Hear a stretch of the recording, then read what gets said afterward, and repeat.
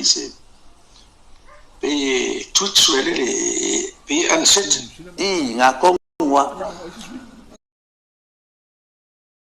e la combien pese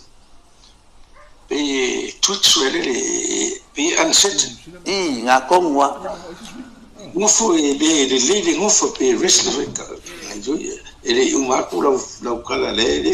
aku le wingo ai wo so au pot o va fai muku tu mi merece me va pena e ro pe twitch ya que me cago aí o ngakongwa a rehab mindset ngakongwa ngufu le leading ngufu pe wrestler